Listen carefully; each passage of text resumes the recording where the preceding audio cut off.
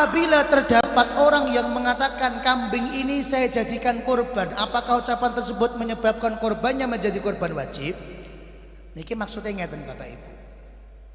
Di dalam syariat menika perbedaan satu dengan lain hal ini kan tergantung lisan ngucapin apa. Sebab lisan menentukan akad dan akad menentukan konsekuensi dari yang tiap kita lakukan. Misalnya Habib Abdurrahman maringke HP teng kula. Tapi mboten ngucap napa-napa. Mboten ngendika napa-napa. Gus iki HP. Ngeten iki tok. Terus kula nampa. Lah pertanyaanipun Habib Abdurrahman maringke HP teng kula niku statusnya napa HP ini? Napa HP ini beliau diparingi teng kula? Alhamdulillah. Ngoten niki. Umpama atau kula dipinjemi atau kula kon nuku atau Habib Rahman gadeke HP-ne teng kula, misale. Bukan bisa semua. Gerakannya sama-sama ngasihkan HP. Gerakannya sama-sama ngasihkan HP. Nah, ngasihkan ngeten iki terus hukume napa statusnya?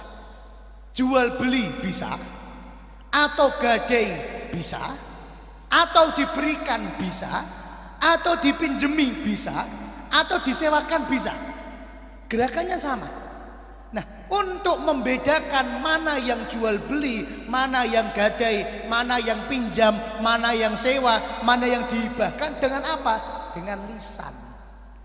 Maka lisan niki adalah penentu akad dan akad adalah penentu konsekuensi dari tiap hukum. Nek ternyata Habib Abdurrahman kemudian paring pangandikan, "Bi'tu kada bikada." Aku dol iki kowe ning kowe nyoh regane 10 juta. Maka berarti jadinya jadi apa? Jual beli. Nyoh Gosari tak kekno kowe, berarti jadinya hibah. Nyoh Gosari tak sewaken ning kowe, berarti kula wajib bayar harga sewanya, ujrohnya. Nyoh Gosari tak gadekno, berarti saya menghutangi kepada beliau dengan jaminan HP-nya. Podo-podo ngasihkan HP. Dengan apa bedanya? Dengan lisan. Maka lisan ini terpakai menjadi hukum walaupun di hati jenengan berbeda. Jadi ini urusan ngeten iki, apa yang ada di lisan itu lebih kuat dibandingkan apa yang ada di dalam hati. Jenengan nate mboten nyade barang kesayangan jenengan mergo kepepet ora butuh duit atau sakjane regane jenengan mboten cocok tapi jenengan tetap sadi. Nate mboten Bu. Iki sakjane barang regane 5 juta. Tapi ora ana sing tuku ya wis lah, dengan terpaksa tak dol rego 3 juta. Nate mboten Bapak Ibu. Misale niku teng ati jenengan mboten ikhlas. Wong barang apik kaya ngene kok gur ditawa 3 juta ya. Tapi gandeng jenengan butuh arto, nek cara cah nono saiki BU, butuh uang. Jadi anggar barang kok BU iki kena ngurai romo, butuh uang BU, butuh uang. Maka walaupun atine mboten srek, mboten cocok, tapi kok jenengan kemudian menyerahkan, terus kemudian dengan akad saya jual HP saya dengan harga 3 juta, walaupun tengah ati mboten ikhlas, jual belinya jadi apa enggak jadi? Jadi. Sing lanang ngenten akad nikah karo sing wedok. Sakjane aku ngesir sing kae sakjane. Luwih ayu misale. Terus lah kok jenengan mbuh karena apa dipaksa nikah karo sing rada elek niki. Walaupun atine ora ikhlas. Walaupun hatine ora srek, walaupun hatine mboten gelem nikah karo niku, tapi nek jenengan terus kemudian ngatungke tangan, terus ngucap saya terima nikahnya fulana binti fulan dengan mas kawin sekian-sekian dibayar tunai. Atau nek basa Arab qabiltu nikah wa tazwijah bil mahril madkur. Wis hafal urung Mas? Nah, wis hafal urung? Minimal nyicil ngapalke akad nikah sik ya. Qabiltu nikah wa tazwijah bil mahril madkur. Minimal ngapalke niku sik minimal. Jenengan kalau kemudian mengucap itu namanya benar, maharnya benar, ada saksinya, ada rukunnya, ada walinya, ya sah meskipun artinya bilang ora gelem. Saged dipun pahami nggih. Ada orang non muslim dipaksa. Kenapa? Aku isone gelem nikahi iyangku, ki nek iyangku maksa aku mlebu Islam. Akhir aku ora percaya Kanjeng Nabi ku nabi. Ora percaya Gusti Allah ku pangeran, ora percaya. Tapi aku mlebu Islam ben iso nikah karo iyangku. Misale ngoten. Terus kemudian kita saksikan dengan mata bahwa orang non muslim ini secara lisan mengucap asyhadu an la ilaha illallah wa asyhadu anna Muhammadan Rasulullah, meskipun atine sakjane ora percaya karo Islam, kita hukumi muslim apa enggak dia? Kita hukumi muslim. Sehingga kok kemudian misalnya bar akad terus kemudian numpak motor geblak kecelakaan mati, misalnya ini contoh elek tapi langsung mati, maka bagaimana cara kita merawatnya? Kita ngruwate kanthi cara Islam. Walaupun atine mungkin ora percaya karo Islam, tapi yang kita lihat adalah apa yang dia katakan. Saged dipun pahami? Kurban nggih ngoten Bapak Ibu. Kurban hukumnya sunnah dan bisa menjadi wajib kalau dinadarkan. Kenapa ini penting kita bahas? Karena konsekuensinya berbeda. Kalau hewan korbannya dihitung hewan korban sunnah, maka pembagiannya untuk fakir miskin minimal sepertiga. Korbannya korban sunnah, sepertiga wajib diberikan kepada fakir miskin. Kok ternyata yang diberikannya kurang dari sepertiga, maka korbannya nggak sah. Pemeneh kok misalnya enten wong sing titip korban, terus pesen teng kula, Gus, benjing kula titip korban teng gene jenengan korban kambing, kula niatke korban sunnah kambing. Tapi Gus, mengke semua dagingnya tulung jenengan treke teng omah kula. Misalnya ngoten. Tak seneni kowe iki berarti jenenge ora korban. Kowe iki jenenge gor titip beleh nek ngono berarti. Lah kok titip korban iki kok dagingnya dijaluk kabeh. Gah, jenenge berarti titip beleh. Kenapa? Karena kalau mau dianggap korban, yang sepertiga wajib diberikan kepada fakir miskin. Orang yang berkorban boleh dapat enggak Gus? Boleh, maksimal sepertiga. Orang yang berkorban boleh diberi oleh panitia maksimal sepertiga. Sepertiga sisanya silahkan dibagi kepada orang lain, mau orang fakir mau orang mampu dipersilahkan. Sepertiga fakir miskin wajib. Sepertiga orang yang berkorban bebas, mau dikasih boleh, nggak dikasih juga nggak apa-apa. Tapi kalau Rasulullah ngambil sedikit tapi tidak sepertiga, ngambil apanya? Sampil kirinya sedikit sama hatinya sedikit, yang lainnya beliau berikan kepada fakir miskin.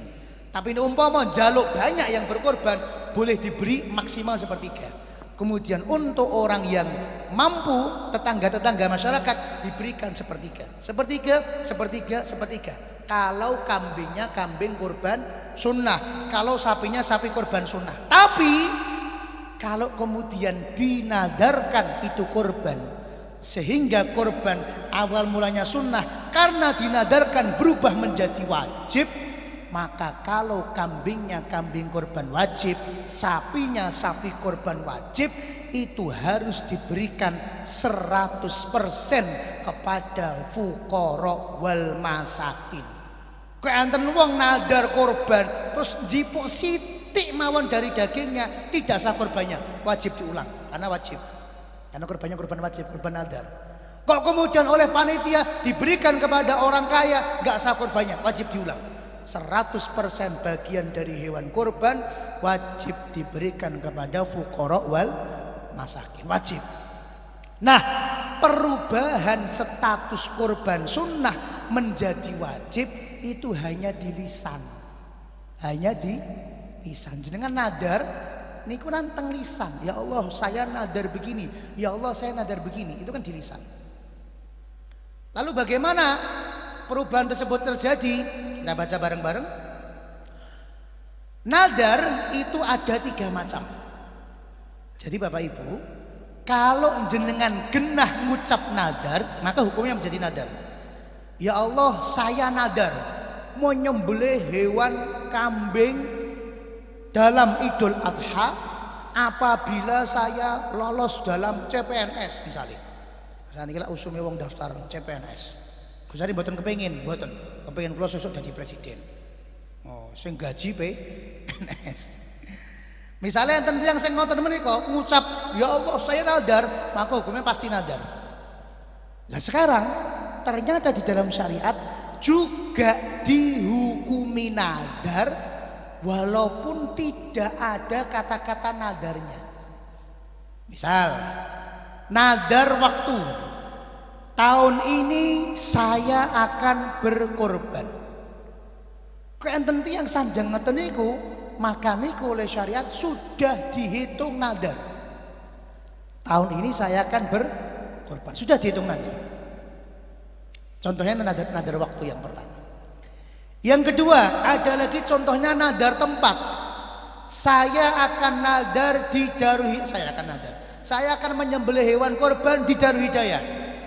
Maka kata-kata seperti itu sudah dihitung nadar. Maka ketika jenengan pindah tempat tidak sah. Atau yang ketiga, nadar berupa nadar benda. Enten tiyang sing pekerjaannya ternak kambing. Di antara ratusan kambing ada satu kambing dia pegang. Kambing ini saya akan jadikan kurban. Ngoten niku sudah dihitung nadar. Atau kita sudah beli kambing, kambingnya kita bawa ke rumah. Ditekoni karo wong, "Pak, niku kambingnya jenengan nampak nih. Kambing ini akan saya jadikan kurban." Kata-kata ngoten niku sudah dihitung kurban. Tuh. Maka karena para ulama itu sayang kepada jenengan, aslinya jenengan kan ketika kurban pengen ngincipi sidik kan dari daging kurbannya jenengan. Berarti jenengan selama ini pengennya kan kambing kurbannya bukan kurban wajib tapi termasuk kurban sunnah. Tapi walaupun hati kita mengatakan ini niatnya adalah kurban sunnah, tapi kok ketika dilafatkan, ketika dilisankan mengandung unsur seperti ini, mengandung unsur menentukan waktu, itu sudah dihitung nadar. Mengandung unsur menentukan tempat, itu sudah dihitung nadar. Dan mengandung waktu menentukan barang, kambingnya atau sapinya, itu sudah dihitung nadar. Maka untuk kita kersane aman 100%, ben kurbane tetap dihitung kurban sunnah, tidak dihitung kurban wajib, maka tiap jenengan badhe ngomong tentang kurban, maka jenengan tambahi kata-kata sunnah. Pak, niku wedhus arep jenengan gawa teng pundi? Oh, wedhus iki arep tak dadino kurban sunnah. Setiap ngucap kurban tambahi kata-kata napa? Sunnah. Bu, anu ya Bu ya, kok nek rezeki tahun iki awak dhewe kurban sunnah ya. Mulai dirubah. Biar apa? Biar hewan kambing kita tidak dihukumi sebagai hewan kambing nadar. Karena nek nadar kita nggak boleh ngincipi. Karena nek nadar orang mampu nggak boleh diberi. Nadar 100% untuk fakir miskin. Maka biar aman, biar tidak menjadi nadar, setiap kita ngucap kata-kata korban tambahi sunnah. Jenengan nyerahke teng panitia, Pak, niki hewan kambing kula titip ke dumateng jenengan, titip hewan korban sunnah, tambahi kata-kata sunnah. Aku engko meh korban sunnah ning Darul Hidayah, tambahi kata-kata sunnah. Setiap ngucap korban tambahi kata-kata sunnah. Ngomong keliru mergo ngantuk Bapak Ibu. Dewengi rong dino bar king Jember ziarah Habib Soleh Tanggul nembe mantun ndek dalu ngantuk iramu.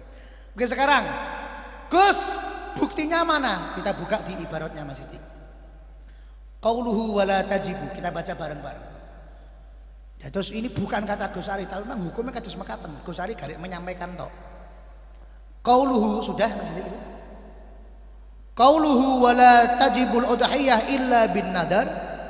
Ucapan musannif tidak diwajibkan udhiyah kecuali dengan nadar, ai hakikatan au hukman. Maksudnya baik ada kata-kata nadarnya maupun tidak ada kata-kata nadar. Kalau tidak ada kata-kata sunnah berarti dihukumi wajib. Betul maksudnya. Jadi baik jenengan katakan ini korban nadar Gus, maka itu mutlak jadi nadar. Atau jenengan katakan ini korban tok, tidak ada wajib, tidak ada sunnah. Jenengan mengucap korban tok, itu sudah dihitung wajib. Menjadi sunnah kalau ditambahi kata-kata korban sunnah. Fal awwalu kaqaulihi, ucapan yang pertama contohnya adalah seperti ucapannya orang, lillahi alayya an udhiyya bihadih. Saya niat demi Allah, wajib bagi saya nadar untuk berkorban dengan hewan ini. Jadi jelas, saya wajibkan bagi diri saya, atau saya nadar kambing ini saya jadikan sebagai hewan korban. Maka kata-kata ini dihitung kata-kata nadar.